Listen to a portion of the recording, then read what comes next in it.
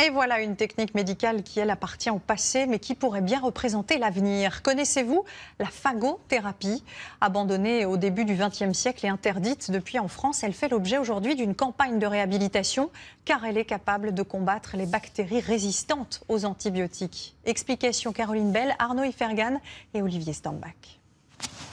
Comme chaque vendredi, cet ingénieur en biotechnologie récupère une précieuse livraison. Je ramène 2 échantillons d'eau d'égout qui ont été prélevés sous des hôpitaux. Et pourquoi sous les hôpitaux? Parce que c'est là qu'on trouve énormément de bactéries, notamment résistantes, et on a le plus de chances de trouver des bactériophages. Ces bactériophages, autrement appelés phages, sont des mangeurs de bactéries. Cette équipe de recherche a décidé de miser sur ces drôles de virus.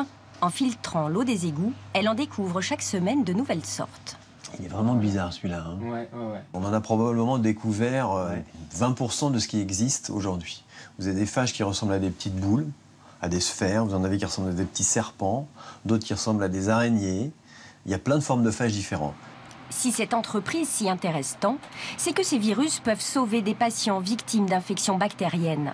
Dans ce laboratoire, on sélectionne le parfait prédateur de staphylocoque doré et Escherichia coli, autant de bactéries que les antibiotiques n'arrivent plus à tuer. En une demi-heure, il va contacter le récepteur qu'il y a sur la bactérie, qui est vraiment spécifique de cette bactérie. Il va tuer juste cette bactérie, mais pas une autre espèce de bactérie. Il va bloquer la production par la bactérie de son propre matériel génétique et il va parasiter la bactérie. Et la bactérie va exploser et les phages vont sortir. Faute de réglementation, l'utilisation des phages est interdite en France. Le pays où, à l'Institut Pasteur, Félix Derel en avait développé l'usage dans les années 20. Mais l'arrivée des antibiotiques a supplanté cette pratique. Seuls certains pays d'Europe de l'Est ont continué, comme la Géorgie.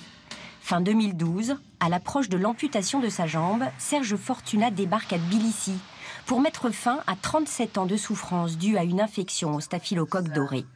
Une simple adresse en poche et une caméra pour filmer cette curieuse thérapie à la posologie élémentaire.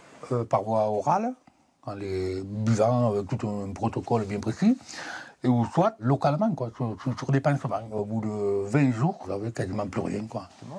À l'hôpital de Villeneuve-Saint-Georges, ce médecin reçoit tous les jours des appels de patients désespérés et ne peut utiliser les phages fabriqués en Géorgie.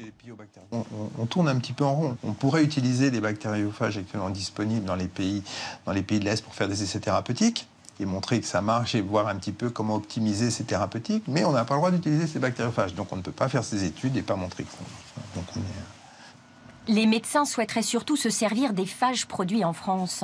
Un essai clinique sur des grands brûlés a démarré cet été.